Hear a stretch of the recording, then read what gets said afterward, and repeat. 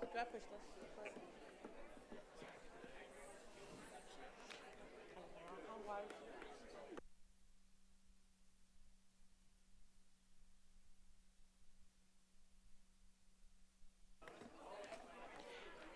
Good morning, everyone. Good morning. We'll be gaveling in a few moments, but just a few housekeeping items. The audience will need to prohibit anyone standing outside of the press. So we just asked if you do not have a seat to please utilize the overflow. We also wanted to make sure that the media knows that at this time and maybe 2 or 3 minutes after we gavel in will be the opportunity to come up for photos. And then after that, we will move forward with the formal presentation. So we'll be gaveling in a few moments, but just wanted to make sure you all knew about those housekeeping items. Thanks for being here.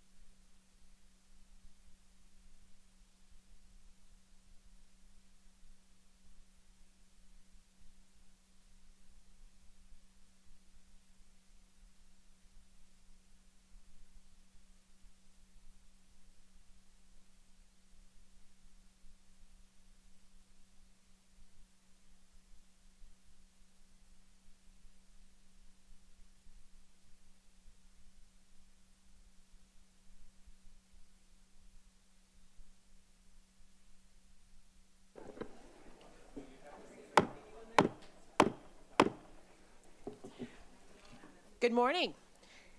We'd like to welcome you to the Senate Committee on the Appropriations, and it is called to order. We'll ask Mr. Clerk to please take the roll.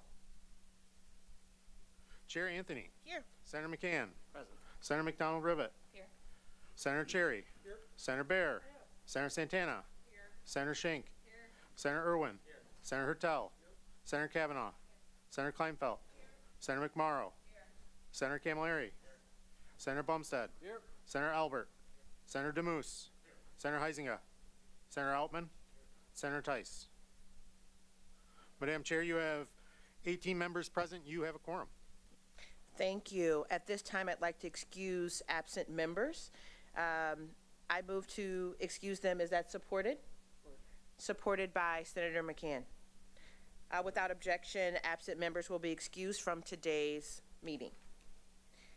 All right. Thank you. Thank you for being here, Madam Governor. Thank you to the entire team. This is an exciting day. We have had many previews, some things that have happened in the press, the things that have already trickled down to us, I can say we are excited about, and the amount of detail that you're going to be able to share with us today is really appreciated. So we're excited for this opportunity. Now, before we move forward and formally greet you and start the presentation, I want to turn it over to my colleague in the House, Chair Whitwer. The House Committee on Appropriations will come to order. Will the clerk please take attendance? Chair Whitwer. Here. Representatives O'Neill. Present. Brixey. Here. Hood. Present. Braybeck. Here. Morse. Here. Peary. Here. Steckloff. Weiss. Martis. McKinney. Present. Menser. Here. Morgan. Price. Here. Skaggs. Here. Snyder. Here. Wilson. Leitner. Bolin. Green. Present. Slaw. Present. Beeson. Orton. Fink. Cavett. Present. DeBoer. Kuhn. Schutte. Here. Steele. Madam Chair, you have 28 members present. You do have a quorum. Thank you. Rep. Leitner moves to excuse absent members. Without objection, the absent member will be excused from today's meeting. Thank you, Madam Chair. All right, down to the business of today. I am excited to welcome our Governor, Gretchen Whitmer, as well as our Lieutenant Governor, Garland Gilchrist. We also have our Director, Chris Harkins, that is joining us. So I just am excited. So thank you for the opportunity to come before all of us. Here we go. Thank you, Madam Chair. And Madam Chair, it is so good to be with both of you and all of the women and men on the Appropriations Committees in the House and Senate. Today, I'm really excited to share my executive budget recommendation to lower costs, to grow our economy, and to build a brighter future for Michigan. Before I jump into my prepared remarks, I would like to just acknowledge that an incredible amount of work goes into this budget presentation. It started when many of you were still knocking doors last fall. It is a 5-month process, and Director Harkins and his whole team at the State Budget Office, who are have worked so incredibly hard to get us here. So we've done a lot of work to come.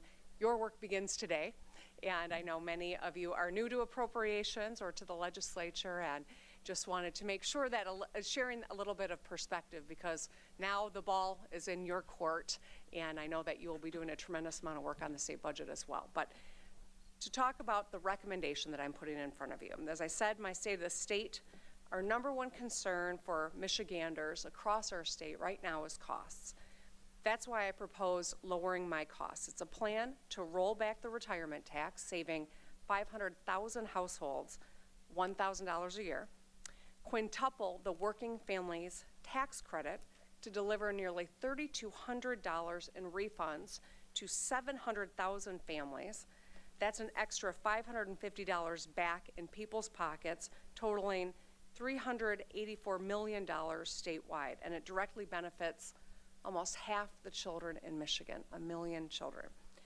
We deliver pre-K for all by the end of this term, saving families $10,000 a year and offering 110,000 4-year-olds a great start.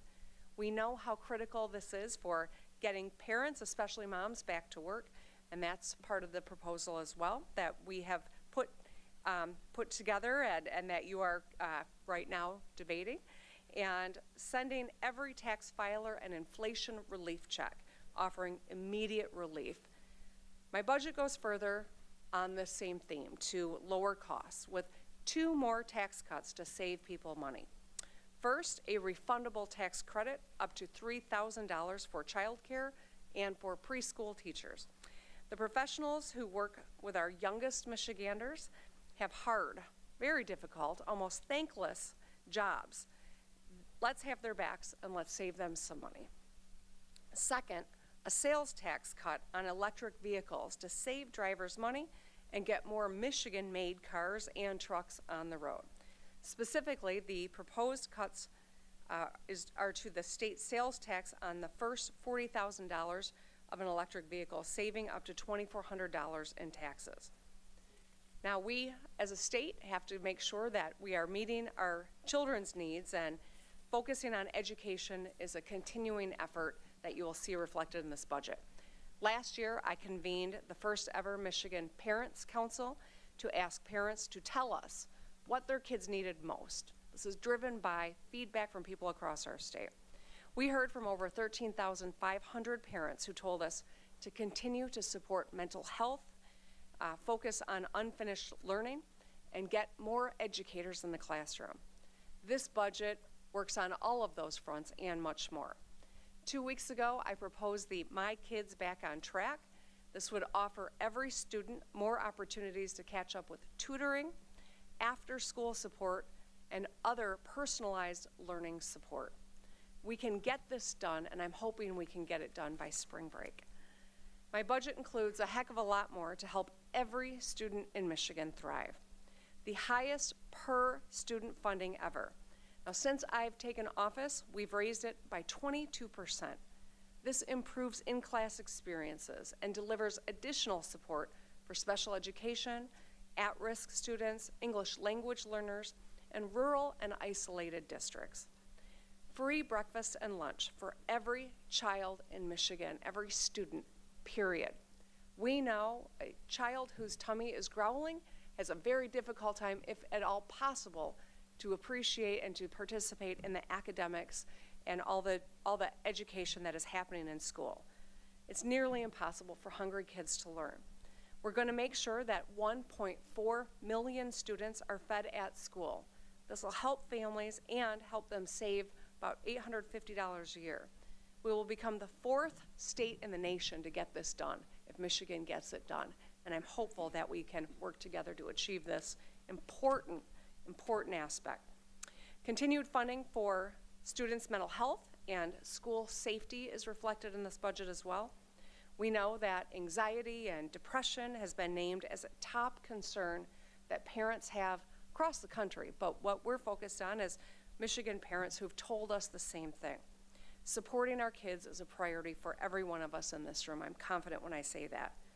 Literacy support from cradle to career, so everyone can learn how to read and succeed in their next grade or their next job. And we're proposing a free field trip for every 4th grader, all 100,000 of them, to visit a state park and witness pure Michigan firsthand. Let's show them what makes Michigan so special and incorporate classroom lessons in the process. $300 million in healthy school grants. This is an effort to improve water and air quality in our schools and lower energy costs. And funding to help districts buy 500 electric school buses.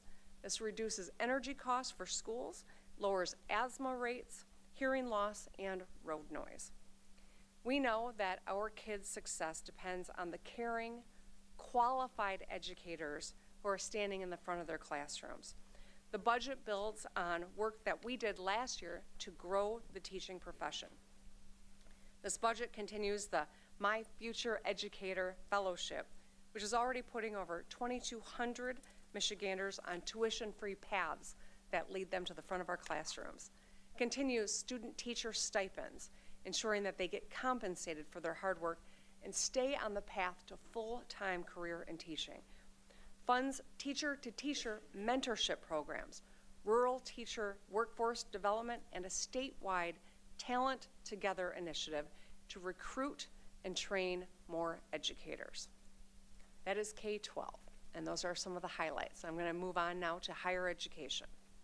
When I say higher education, I do not just mean a bachelor's degree. We're talking about our phenomenal community colleges all across the state and trade schools as well. This budget will increase paths to these opportunities to help us achieve our state goal of 60 by 30.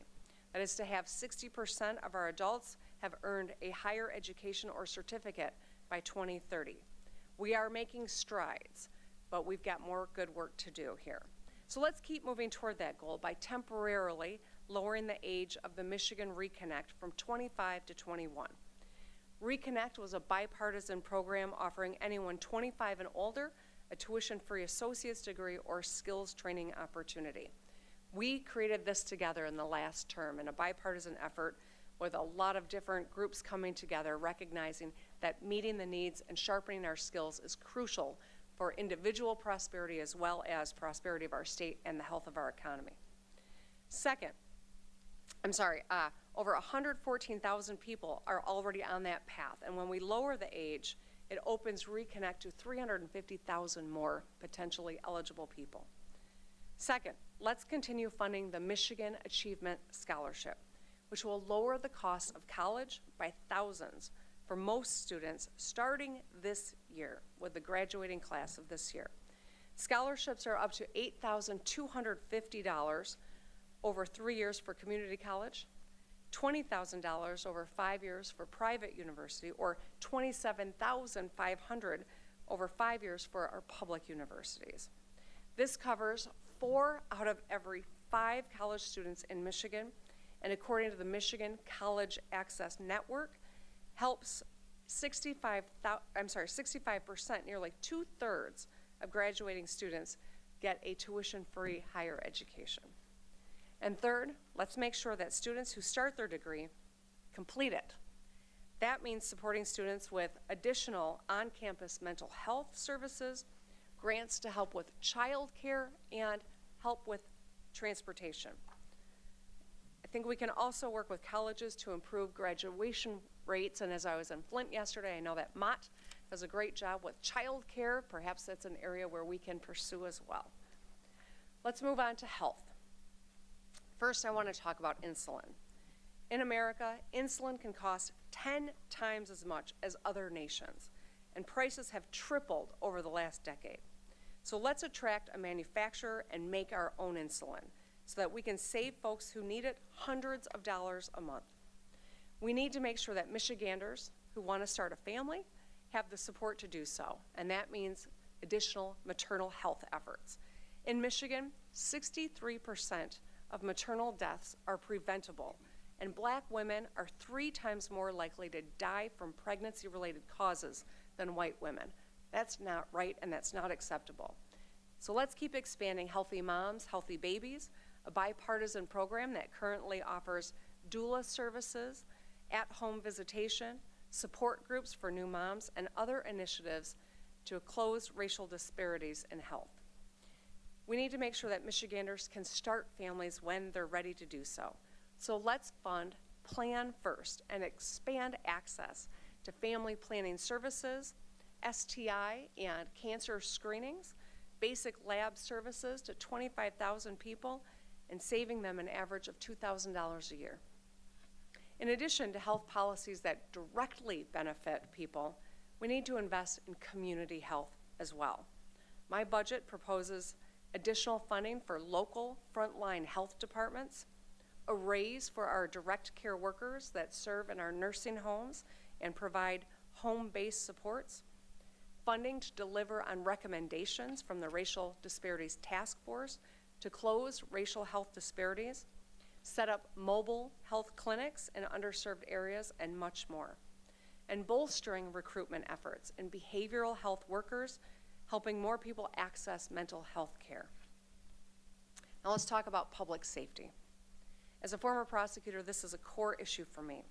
Since I took office, Michigan has invested $1 billion more into public safety. This budget proposal invests nearly $500 million more, building on the recent supplemental investing in law enforcement training.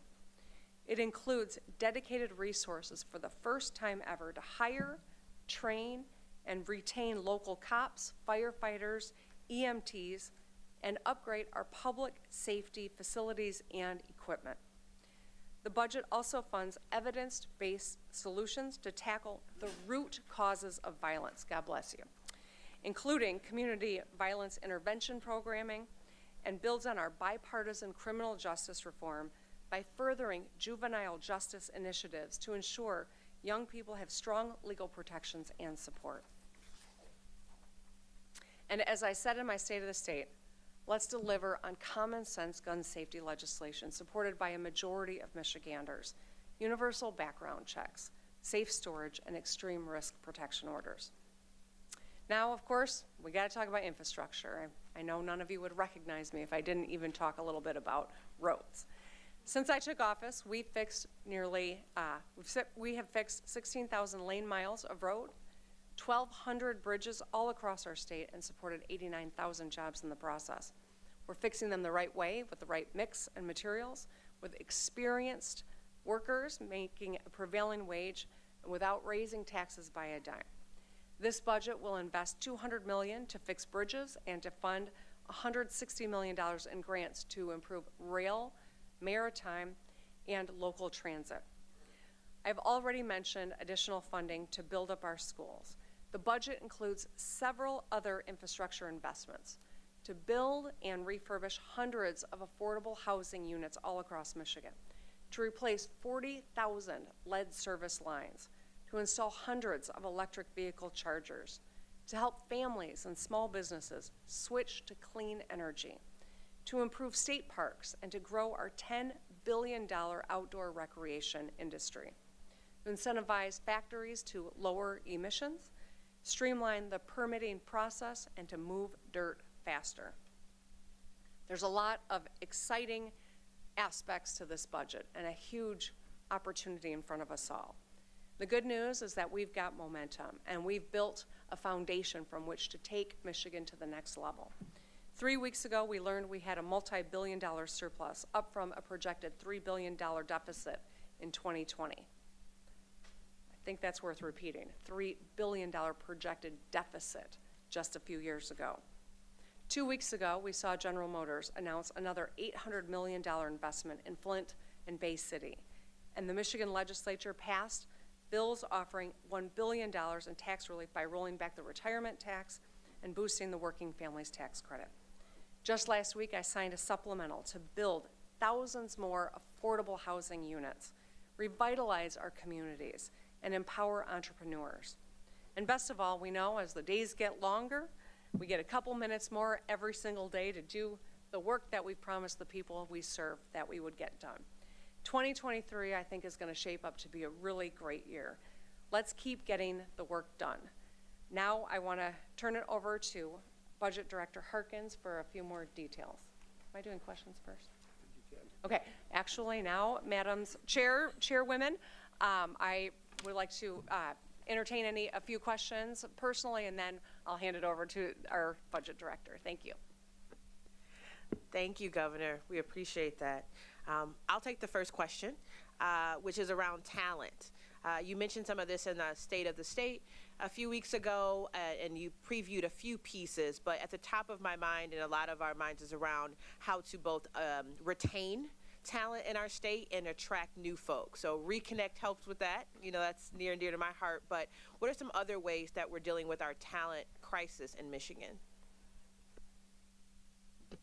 Thank you, Madam Chair. I appreciate the question.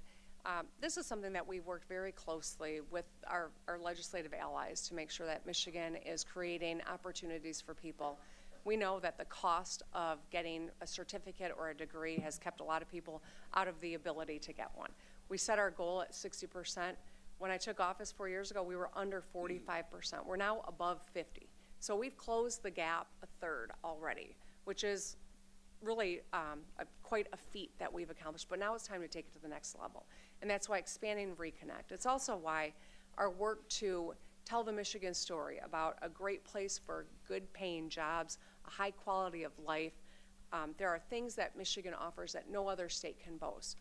But young people are also wanting to know that their fundamental freedoms are going to be protected, that there is an equitable opportunity for every person.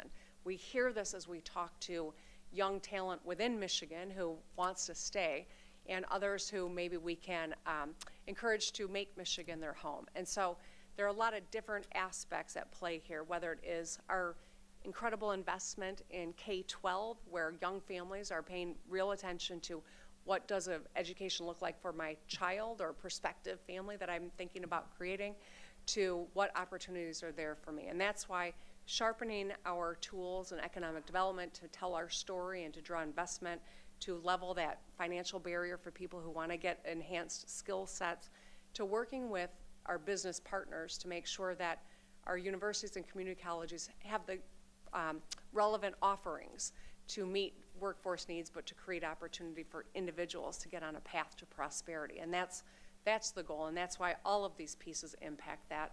I'm excited about what I think we are up to and what we can do in this moment with the kind of resources that are long overdue that we have to work with. And I think that this budget reflects the goal of luring talent here, keeping talent here, and making sure that there are good opportunities to be prosperous for generations to come. Representative Puri. Thank you, Chair, and thank you, Governor, for that presentation.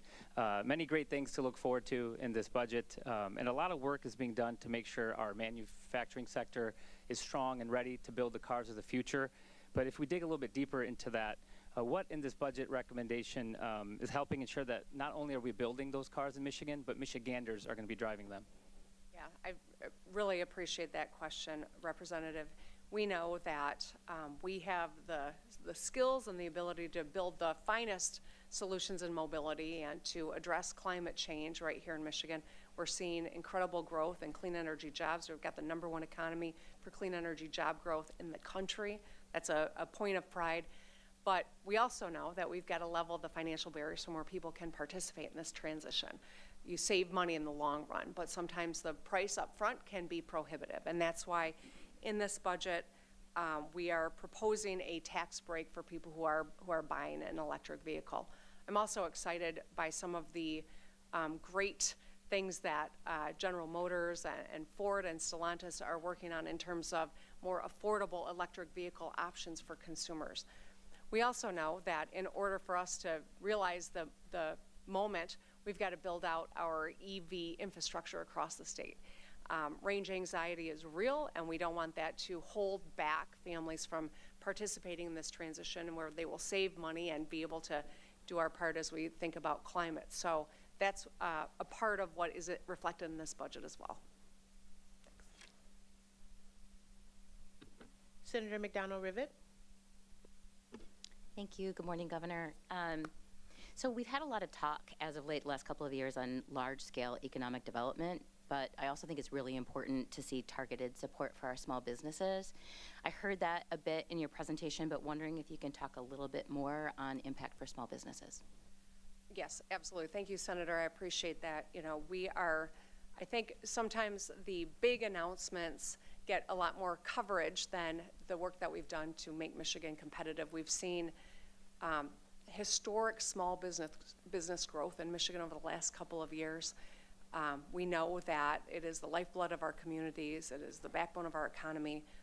Majority of people who are employed in Michigan are employed in small businesses, and that's why our work to ensure that whether it's the MEDC or it is state tax policy or it is working with small business to meet their workforce needs, all of these are important aspects that are reflected in this budget. Director Harkins, anything you want to add specifically on this one? Sure. In fact, we have a whole slide where we'll be able to talk about some of those things coming up. But there are specifically some additions to what the governor just signed in PA1 this past week. There were some smart zone and business accelerator options to small businesses, but you'll also see another $135 million where the governor's deploying ARP dollars to be used specifically for small and micro businesses and for entrepreneurs to grow within the state. So there's, in addition, there are a lot of other community supports and supports around those, but those are some specific examples around small business initiatives in the budget. Governor, thank you again for being here. At this point, I think we can transition over to Director Harkins. All right, thank you. Thank you all so very much. I look forward to working with you on completing the budget.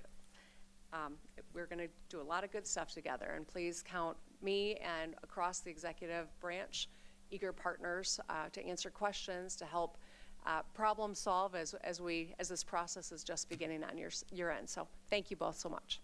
Thank you. Thank you, Governor. I will transition into some more detail for the budget. There's only a couple hundred slides, so I hope you all brought lunch. I do also wish to thank you, the legislature, for having us today, in particular for the first time in this beautiful new space. This is really a tremendous point of pride to be able to present to you. I want to also thank the governor, her staff, our cabinet, who are also here, as well as, and in particular, the budget office staff who have worked tirelessly to present this budget to you all. So as you see, the 24 budget recommendation is a total of $79 billion, of which 41% is federal resources, 24% or about $19 billion is school aid fund, while 19% or $15 billion is general fund. It's a 4.8% gross increase over the enacted 23 budget. It's only 1.84% over the current year-to-date budget. On the GF side, this recommendation is a 3% reduction over the FY23 enacted budget and 12.7% less than current year-to-date spending. As is the case with the previous budget, about 2/3 of our resources are being dedicated to health and human services, public safety, and our most vulnerable citizens. As the governor noted in her earlier comments, this budget focuses on ensuring that students have the resources they need in the classroom and that they have the environment they need to nurture their learning. 2 years ago, the governor signed a budget that closed the per pupil funding gap. This was work of bipartisan efforts and was supportive of our kids across the state. This year, the governor's recommending a 5% increase in the per pupil foundation allowance. That's $614 million in ongoing investment that will mean another $458 per pupil in the next calendar year, in the next fiscal year. This recommendation brings the highest ever amount of $9,608 per pupil. The governor also understands that the state benefits from diverse student populations. However, some of our students need additional resources to be able to thrive.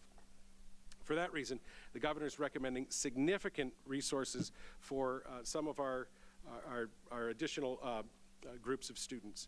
There's $65 million recommended to fund at-risk. There's another investment to really build on the progress that we made with special education last year. In fact, this proposal recommends an additional $80 million to achieve nearly 90% of full foundation allowance for special education. In fact, it will bring both state and federal resources to over $2.2 billion for special education. Additionally, there are resources for CTE and 5% increases for things like English language learners, rural and isolated districts, as well as ISDs. As you heard, the governor remains very focused on early childhood education. As she stated this morning and called for in the State of the State, the governor's budget sets a path toward providing universal pre-K by the end of her second term. That goal is not only to ensure that students can succeed, but also that families can see some benefit. In this recommendation, the governor proposes to increase the number of students who are eligible for the Great Start Readiness Program, or GSRP. To do that, you expand eligibility from 250% of the federal poverty level to 300%, which will gain another access for another 6,300 students. In addition, there are funding for transportation services for GSRP, as well as $50 million in an FY23 supplemental for new and expanding GSRP programs. There's also an initiative to increase the number of days to allow for GSRP programming for 5 days a week. In addition to GSRP investments, the governor's recommending additional early childhood investments to ensure that we have qualified staff and professionals working within our GSRP and child care systems. The governor's proposing $50 million in a fiscal 23 supplemental to assess the needs of early childhood workforce, to promote this as a career path, to pilot training and credentialing programs, and to increase recruitment. The budget also recommends $10 million for home visit programs for at-risk students and to support the Great Start collaboratives to expand enrollment in early education programming. The budget increases support for early on to a total of $22.3 million to provide for early interventions and identification for developmental delays in children. And there's $4 million to invest and partner with the Dolly Parton Imagination Library to ensure that students who are eligible can receive books by mail right in their homes. Interstate of the state, and again this morning, the governor called for the legislature to consider the My Kids Back on Track proposal, and you'll see that today in a separate supplemental in school aid.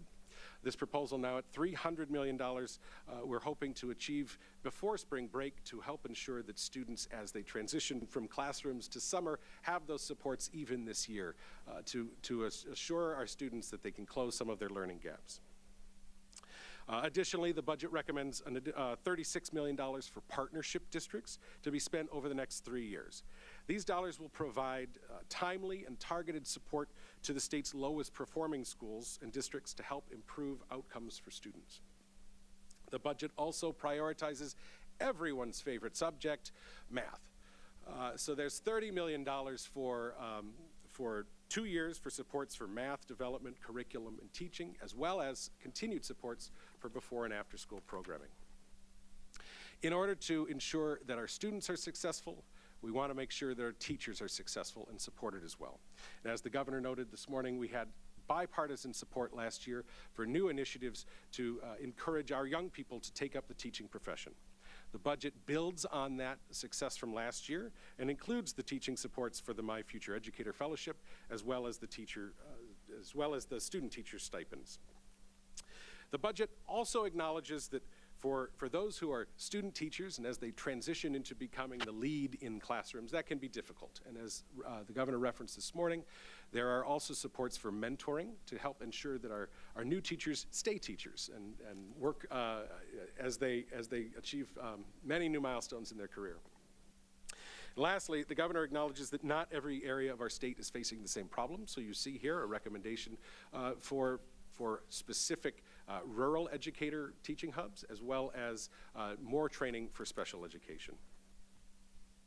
The governor's 24 budget makes a bold decision to support students with universal access for breakfast and lunch in schools. This is an investment of $160 million of state funding to be coupled with federal resources. And it ensures with $1 million investment that we forgive existing school meal debt. The investment in breakfast and lunch is a major step towards addressing food insecurity, but additionally, the governor builds on the meaningful investments from the current budget around school safety and mental health. Here you see a recommendation for the next 2 years for $300 million investment in mental health, as well as $318 million investment in school safety. The budget also puts significant attention on literacy. It remains critical that Michiganders are equipped with literacy skills, as the governor said, from cradle through their career. The budget expends additional funding for 10 new literacy hubs around the state to coordinate efforts and improve early literacy. Additionally, the budget increases support for literacy coaches for a total of $42 million for that program, and additional instruction time grants and continued support of things like the Michigan Reading Corps and literacy essentials training. The governor also recommends $94 million for literacy investments in Detroit. And the budget includes specific outreach to parents to make sure they understand the availability of literacy programs in their area, and that we partner with the Michigan Learning Channel to continue to provide access through local public television. The education budgets also include recommendations for universities and community colleges. In this budget, the governor recommends a 4% increase ongoing for universities and community college operations. Additionally, the recommendation includes the second year of a 3-year plan to phase in a university per student funding floor at $4,500 per student. This budget includes an additional $7 million for those purposes. Additionally, the budget includes a $200 million recommendation in a fiscal 23 supplemental for one-time funds distributed to public universities and community colleges for infrastructure, technology, equipment, and maintenance. The current year, as the governor noted earlier, saw the creation of the Michigan Achievement Scholarship. And this scholarship is currently projected to assist over 2/3 of our graduating seniors. As they embark in their post-secondary education pathway, this was a significant bipartisan success. The budget continues to ensure that as that program ramps up in its participation, that we have the resources to accommodate that. So you see in this recommendation an additional $100 million, bringing the total funding to $350 million for fiscal year 24. The budget also recognizes that student wellness does not end with graduation from high school. And so the budget includes $55 million for community college and public universities to improve student wellness on campus. And lastly, as noted earlier, literacy also doesn't end and is not limited rather by age. The budget provides an increase of $30 million for adult literacy as well. Not only do we focus on our traditional students, but the budget also focuses on all aspects of the economy and our statewide workforce needs. In her State of the State, the governor called for expansion of the successful Reconnect program. In this budget, the governor recommends using $140 million of the state's unappropriated federal American Rescue Plan funds to support this programming. And as you know, federal ARP funds are one-time and need to be appropriated by the end of calendar year 24.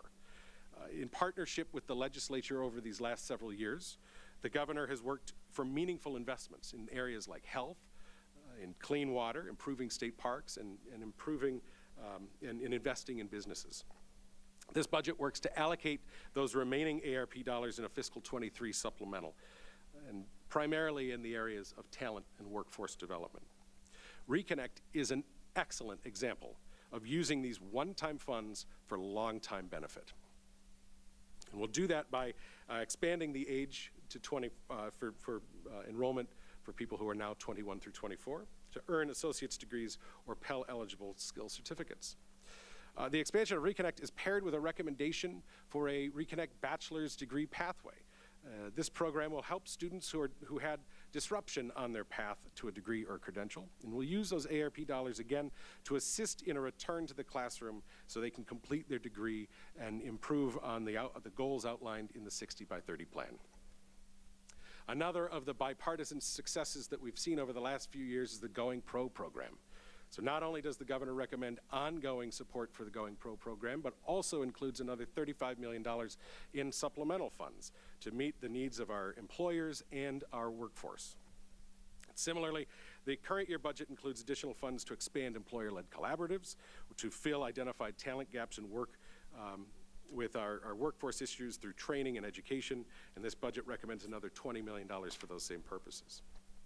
Additionally, the budget recommends meaningful investment to help retrain and retool our new industry and opportunities, identify and remove barriers to successful employment, provide additional resources to the Successful Jobs for Michigan Graduates program, and for new investments in the state's Pure Michigan Talent Connect to ensure that job seekers can find employment opportunities within the state.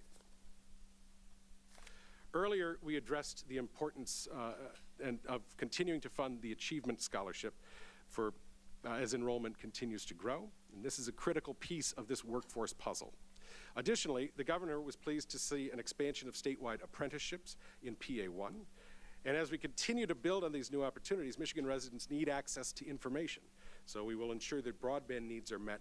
And a fiscal 23 supplemental recommendation includes additional funding for state digital equity planning grants to build capacity for broadband. The budget also ensures that there are specific supports available in partnership with our public universities and community colleges to make sure our student needs are met to allow them to be successful academically. As many of you know, the Strategic Outreach Attraction Reserve, or SOAR, has been successful in quickly returning Michigan to the forefront of major business investments. Projects have been approved statewide.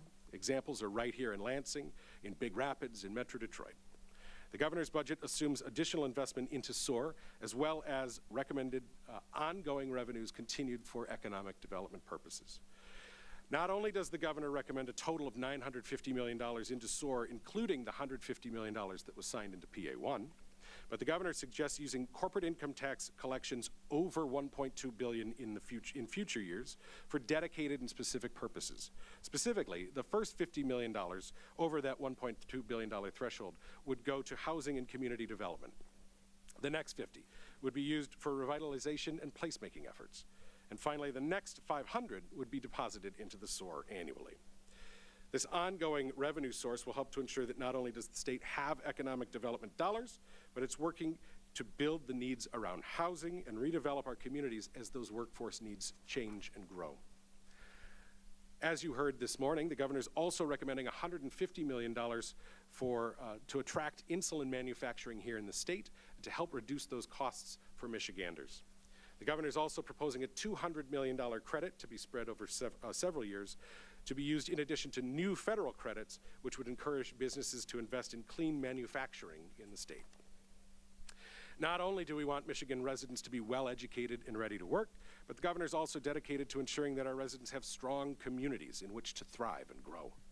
The budget recommends $200 million in grants to support regional empowerment, allowing different areas of our state to work with the state to support, with state support rather, to determine the best investments to grow their local economies.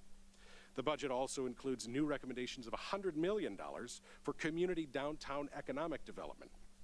This initiative is intended to specifically aid our downtowns all across the state to be dense and vibrant and walkable centers for our citizenry. As noted earlier, the PA1 included $75 million for smart zones and business accelerators, and the governor's budget also includes another $135 million for small business and micro business supports. And of course, the governor also suggests additional funding for the Pure Michigan campaign. The governor's proposed 24 budget also focuses not only on strong communities, but on keeping those communities safe. In fiscal 24, there are recommendations for funding an Office of Community Violence and Intervention Services in the Department of Health and Human Services, which will pilot community violence interventions and administer gun violence prevention grants. Building on the investment in PA1, the budget recommends additional in-service training for licensed law enforcement to continue and for ongoing continuing education. The budget also includes some funding related to gun violence prevention efforts, using evidence-based methods to prevent firearm injuries. And the budget recommends additional resources to continue to increase our state trooper strength, with funding an additional 50 trooper recruit school and funding strategic training facility. The budget focuses on several aspects of public safety, from law enforcement to indigent defense. This recommendation increases funding to implement Standard 8 in the Indigent Defense Commission recommendations, which is related to attorney compensation. There are also many items in the budget that reflect recommendations from the Juvenile Justice Task Force. You'll find $32 million is included in the Department of Health and Human Services to provide reimbursement through the Child Care Fund for community programming identified by local units of government. And there are also additional funding in the Juvenile Justice Services through our court system. The budget includes expansion of our current budget's pilot for victim support programming and MSP by allowing victim advocates to be placed around the state. There's $5 million appropriation for job courts, which help to divert offenders from the criminal justice system. And the budget also considers the safety of our corrections officers and our incarcerated population. Medication-assisted treatment programs were recommended by the Opioid Task Force, and this investment is designed to help ensure that substance use within our prisoner population is identified and treated and addressed, rather than letting it lead to reincarceration. Additionally, MDOC is recommended to create a special investigative unit to focus on issues of harassment, assault, and retaliation within the prison system. And lastly, the governor's budget recommends that MDOC corrections officers receive body cameras. The governor remains strongly committed to supporting our veterans and the National Guard. As part of the governor's ongoing commitment to Selfridge Air Force Base, this budget recommends an additional $10 million for maintenance and facility upgrades.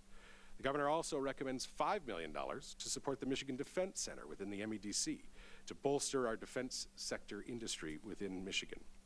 Similarly, the budget recommends $2 million in LEO to assist in research and development around mobility technology and its defense applications. And lastly, this budget includes a $1 million appropriation to recommend support for outreach campaigns to our veterans to prevent suicide and raise veteran suicide awareness. The budget proposal includes a 5% increase ongoing and a 5% increase one time for our cities, villages, townships, and counties. While revenue sharing is discretionary, the budget also initiates a new revenue sharing allocation, one that is specifically intended for public safety. These payments are equivalent to 2% ongoing increase and a 5% one-time increase, and are meant to assist locals with recruitment, retention, equipment, and capital needs. In addition to the constitutional revenue sharing, which is estimated at $1 billion in fiscal '24. These statutory revenue sharing increases for CVTs is $327 million, and counties are recommended with an additional $285 million. The executive budget includes vital support for programs that impact both individual and public health while focusing on broader needs of our communities. This budget recommendation includes a transition for a new Medicaid rate for nursing facility reimbursement. HHS and the nursing home industry are working currently on developing a new reimbursement methodology that we expect will be in place by fiscal '24. So these dollars are recommended to help smooth that transition over the next 2 years. Additionally, as the governor referenced earlier, the budget reflects an increase in hourly pay rates for direct care workers, representing an additional increase of approximately $1.50 an hour, as well as an hourly recommended increase for non-direct care staff as well. Additionally, the budget provides for nearly 60% increase in funding for local public health services. This $30 million increase is an investment that will allow our local public health departments to fulfill their statutory requirements related to drinking water, infectious disease control, food protection, and other critically important work within our communities. In addition to these significant investments in local public health, the governor's budget also includes important investments related to access to care. The budget recommends increasing access to maternity supports and expands access to Medicaid pregnancy and young children services through the Healthy Moms, Healthy Babies program. Additionally, the budget recommends expanded Medicaid coverage for family planning services through the Plan First program under Medicaid. One of the single largest areas of investment recommended in this budget is related to clean and safe drinking water. Initiatives both in the Department of Environment, Great Lakes and Energy, and are buttressed here by investments within HHS. Here, nearly $125 million of ongoing and one-time resources will work to deliver water filtration, faucet, and plumbing replacement to communities with lead contamination and ensure that clean drinking water is available to our residents. Additionally, the budget recommends $130 million for Medicaid reimbursement and benefit enhancements.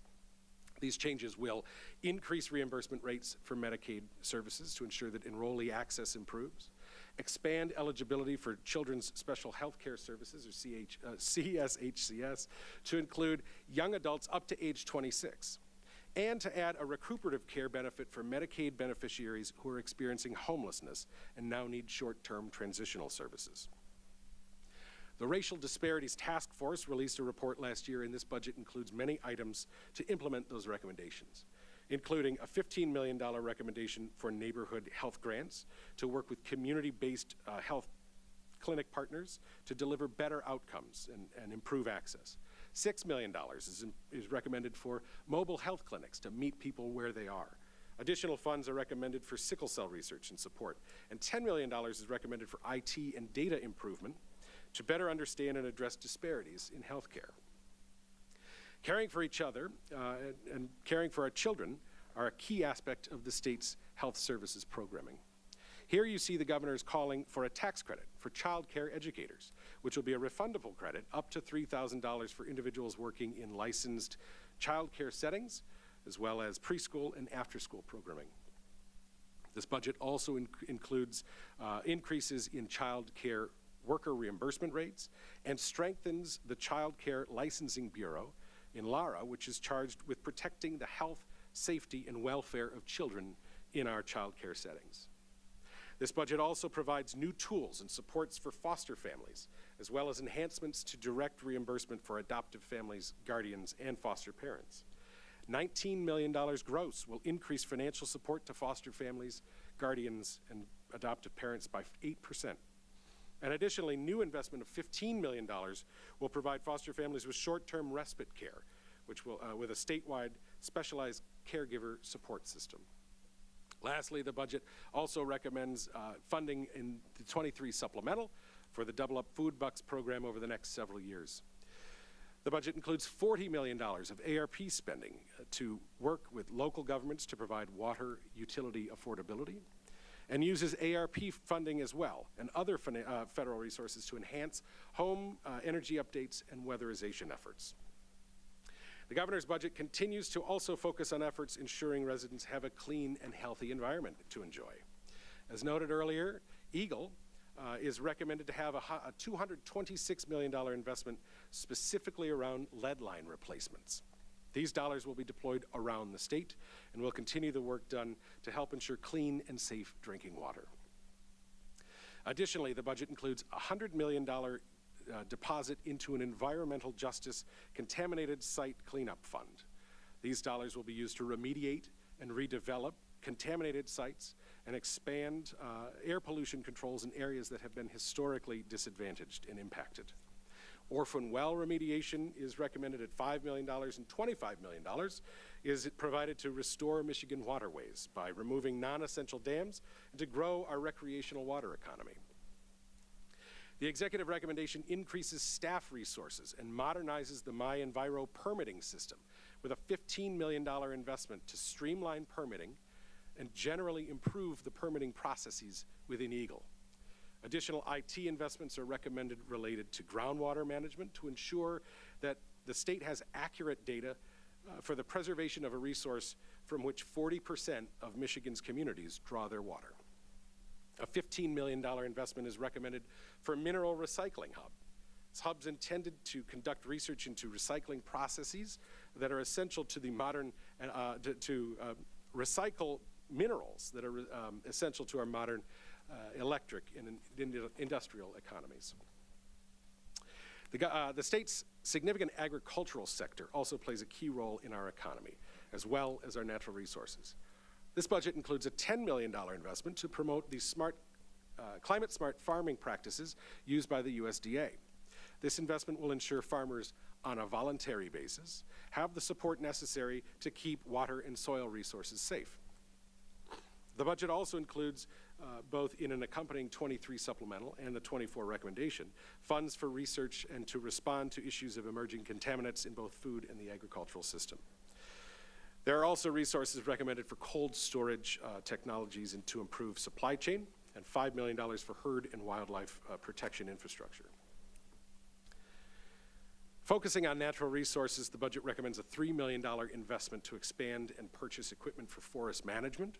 There's $4 million recommended for an investment in state firefighting. $6 million investment in $64 million in 23 as part of a multi-state and federal partnership to prevent invasive carp from entering into the Great Lakes. And $12 million is recommended to develop an invasive species and habitat strike team to lead and accelerate efforts to prevent intrusive new species.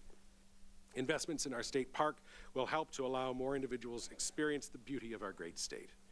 Additional resources for state park operations and improvements at Belle Isle will improve visitor experiences. Additionally, the governor is recommending a new program with $4 million for every fourth grader in the state to visit nearby state parks. Technology around mobility continues to develop quickly, and Michigan is well positioned to lead the country.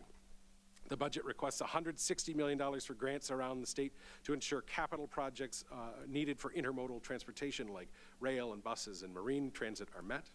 And as the governor mentioned earlier, this budget also recommends a temporarily exempt sales and use tax on purchases of electric vehicles. Supporting that transition to more electric vehicles in 23 supplemental also includes money for EV charging stations, a conversion of the state and local fleets, as well as school aid improvements for electric buses. Not only does this budget focus on improving and preserving our natural resources, but it focuses on improving our infrastructure as well.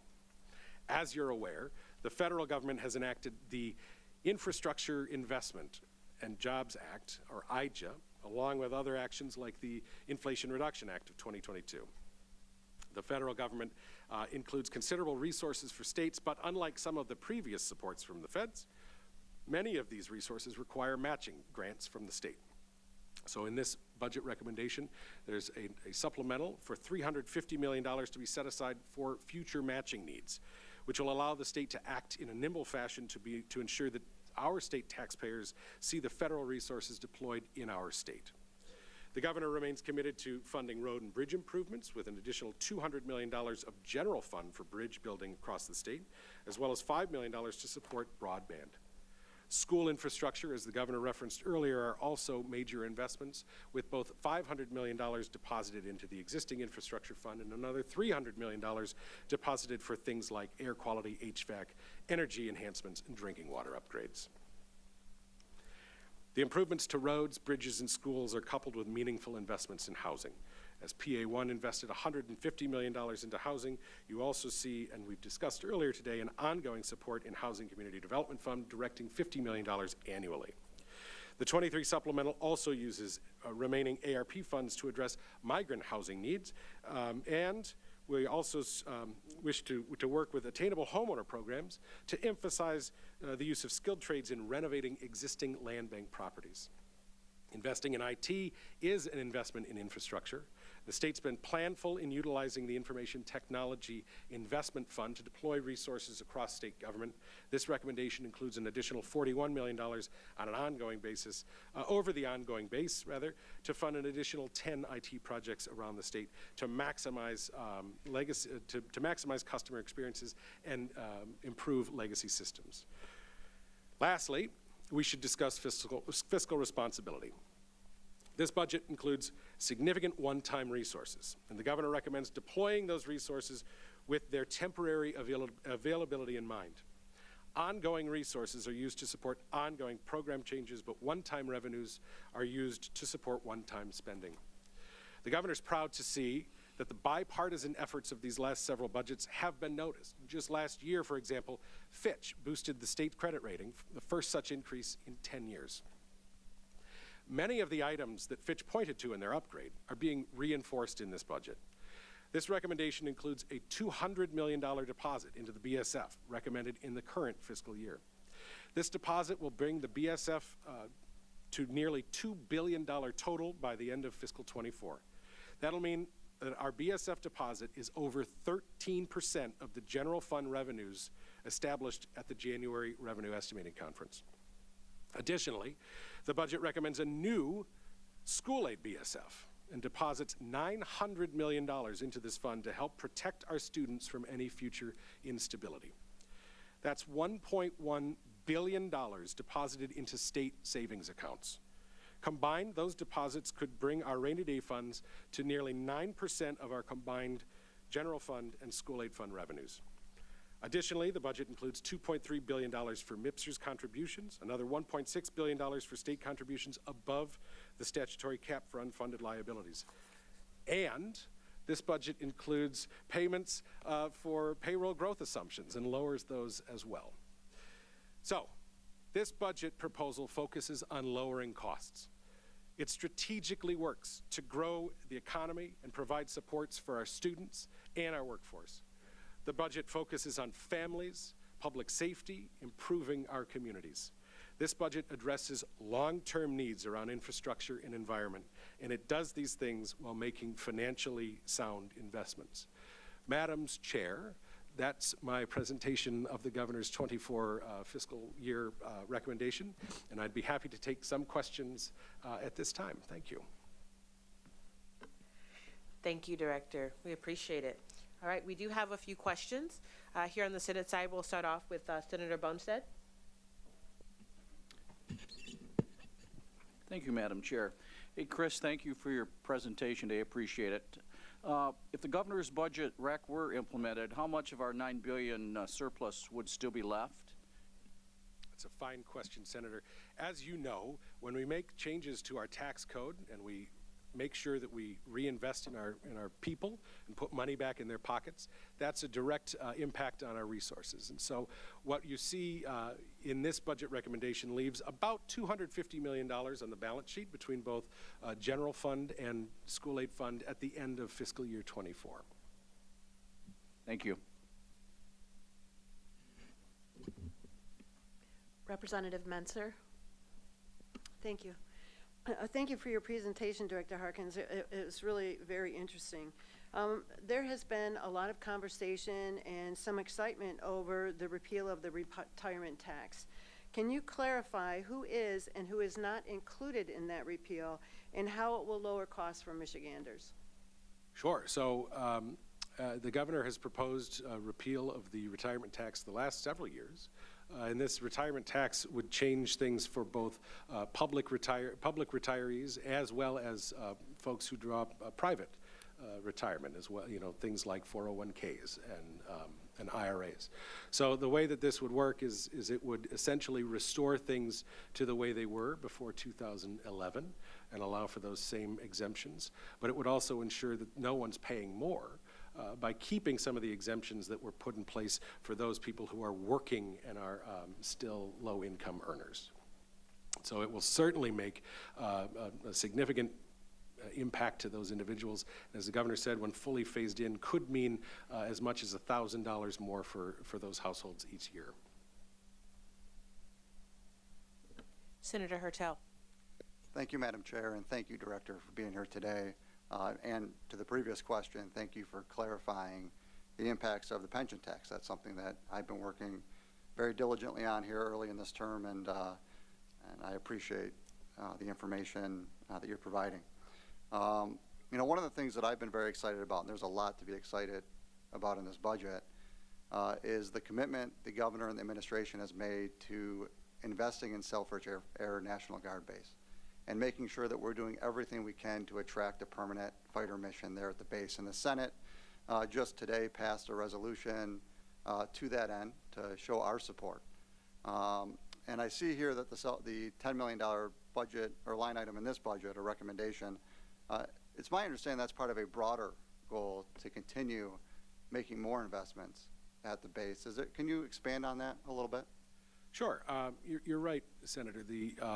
The governor put some money in the budget last year, put some additional resources in the budget this year around defense, and intends to be doing that over time.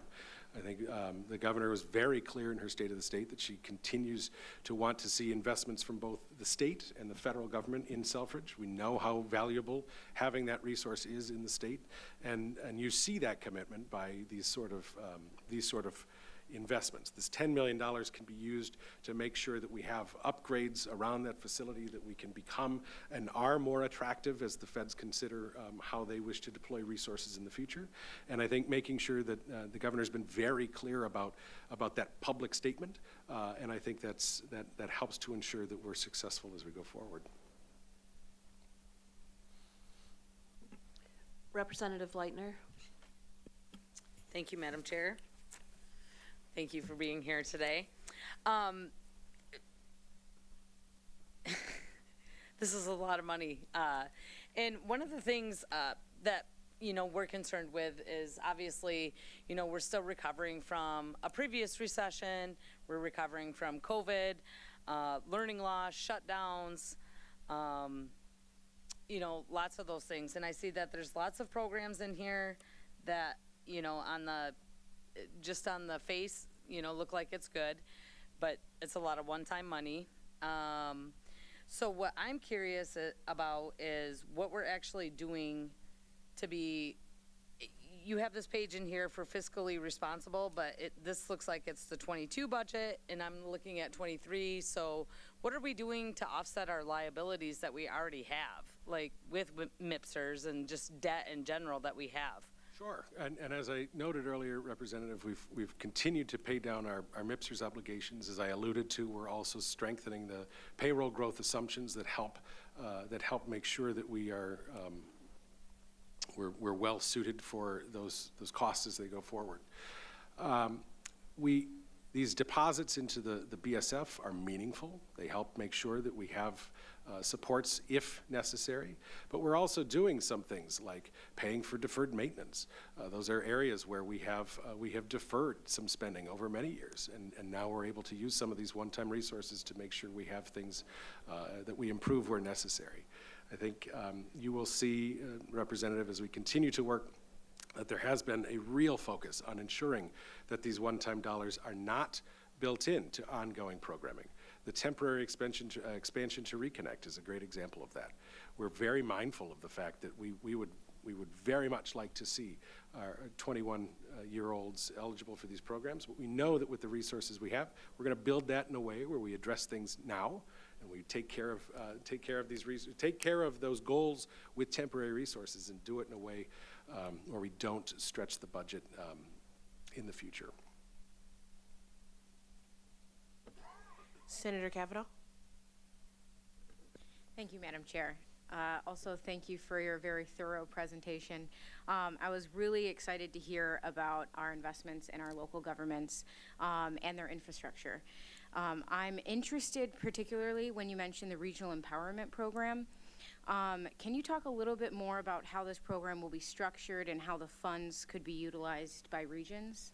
Sure. So this is kind of a proposal that was initially included in last year's budget recommendation and is included again, specifically because we know that our individual regions know themselves best sometimes, and when we work with our regions to figure out how we can deploy state resources, it can be more impactful. So the way that this is intended to be structured is to have grants out through the MEDC to regions where they have multi-jurisdictional programming or benefits. So these are things like investments in housing or workforce supports or things that the region itself comes to the state and says, this is what we would like to do with these sort of resources. So it's really should be seen as an effort at partnership with our local units.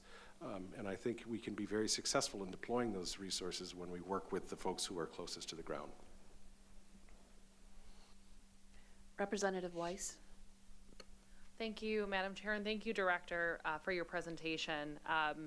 One of the things I'm very excited about with this budget, and that I've been very excited about with our previous budgets, is that we keep passing, the governor keeps proposing, and the legislature keeps passing historic investments in school aid. And I think that that's really critical, and I think it's showing that our state is prioritizing education in these budgets, and I'm glad to see that continuing here in this executive recommendation. One question I had, and again, I'm excited to see the continued increases both in the foundation allowance, the per pupil allotment, as well as additional weighted supports to prioritize equity for our at-risk students or special needs students, English language learners, et cetera. One of the things that you mentioned is that this proposal gets us to about 90% of funding for special education. What is that gap that we still have yet? Like, what is that amount? And do you have any thoughts on how we can get there to making sure that we're fully funding special education needs in the state of Michigan? So, Representative, I'm going to do something I shouldn't do, which is off-the-cuff math. But this increase of $80 million is roughly a 12% increase. So, for context, I think we'd be in that same kind of ballpark to achieve the 100%. And I'm going to turn and look and see if it's about right. So I feel good about that answer. Thank you. I appreciate that. Thank you. I believe our final question from the Senate side will go to Senator McMorrow. Thank you, Madam Chair, and thank you, Director Harkins, for being here and for all of the work from the department for putting this together over the past few months. Is there consideration, and for a little bit of context, we had a very sobering first presentation in our economic and community development showing that, like many states around the country, we have an aging population. And even before the pandemic, I represent a number of school districts, one being very small, that was on the verge of financially going under just because of declining population size. Is there consideration in this budget as we look to upgrade and improve school districts in potentially incentivizing some districts who may want to consolidate and share resources, hopefully for, a short term until we can start to move kind of those population trends with the rest of the country in the other direction? Sure, and I appreciate that question. Certainly one of the governor's primary concerns is growing our population over the next several decades. But before we're able to do that, we are focused on some of those consolidation efforts. In fact, in the current year budget, there are some resources available for schools who are interested in doing some of those consolidation efforts. I think as we also look at some of those infrastructure dollars, those are excellent places to be working with our school districts to reevaluate infrastructure need. and to work as we go forward to make sure that those new facilities, which will be excellent places for students to work, to learn, for teachers to work, that they will also be deployed in a way that makes sense for population change.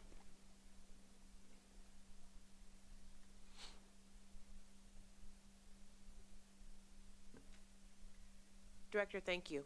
Thank you for the time. This has been informative. As a reminder, this is the start of our budget process, so I know we look forward to partnering with the administration. Our subcommittee chairs in both the House and the Senate have already begun working and partnering with the administration, so we look forward to that. As a reminder to anyone joining us, this entire presentation will be online at michigan.gov/budget. And with that, I'll look for a recommendation for us to adjourn. Is there anyone who would like to move? All right. Moved by Senator Shink, supported by Senator McDonald-Rivet. Do we need to call roll? All right. Without objection, the Senate Committee on Appropriations stands adjourned. Seeing no further business, Representative O'Neill moves to adjourn. Without objection, the House Appropriations Committee stands adjourned.